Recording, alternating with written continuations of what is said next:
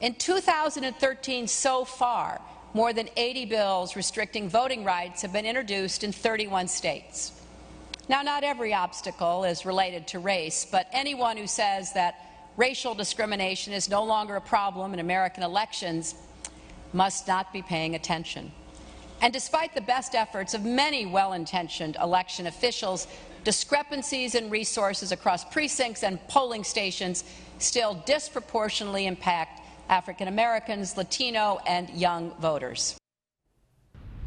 Welcome back to Opinion Journal. I'm Mary Kissel. That was Hillary Clinton in comments late last week about race, saying it's still a problem in this country in what many people think was the kickoff to her 2016 presidential run.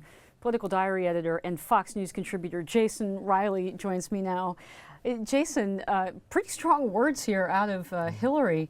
First of all, why even make these comments? What does she gain from talking about race, and particularly so early? I mean, the election's 2 years, 3 years away. And a lot of people are putting this in the context of a potential White House run by Mrs. Clinton. I think, however, these particular comments have to do more with next year and the midterm elections. And what's going on here is that Democrats are concerned that black turnout will be down because Obama won't be on the ticket. And I think this is an attempt to sort of scare black people to the polls, to say Republicans are trying to disenfranchise you, you've got to come out and vote for our candidates. And I think that is a large part of what was going on here with Hillary Clinton. But Hillary Clinton, the Clintons as a family are sort of frenemies with the Obamas. They don't exactly go out of their way to help President Obama and Mrs. Obama. So but that's it's about surprising. helping Democrats. It's about helping Democrats. Taking one for the party. Particularly in those red states where that Mitt Romney won. If you someone like Kay Hagan running for Senate re-election in North Carolina, she's worried about black turnout for her because Obama won't be on the ticket.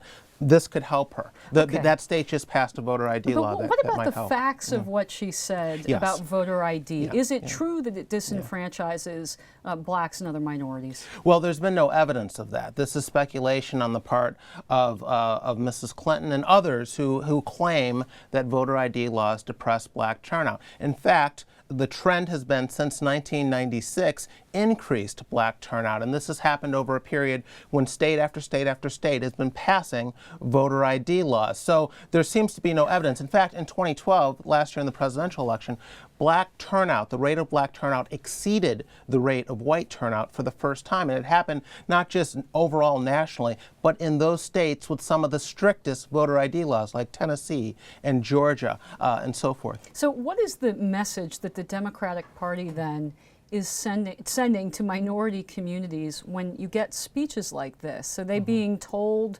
you know, you should be angry because really the country is against you and it's still 1960? Well, that's the message that the left wants to send to blacks. I mean, on the one hand, it's kind of a condescending, insulting message that you're incapable of coming up with identification to vote.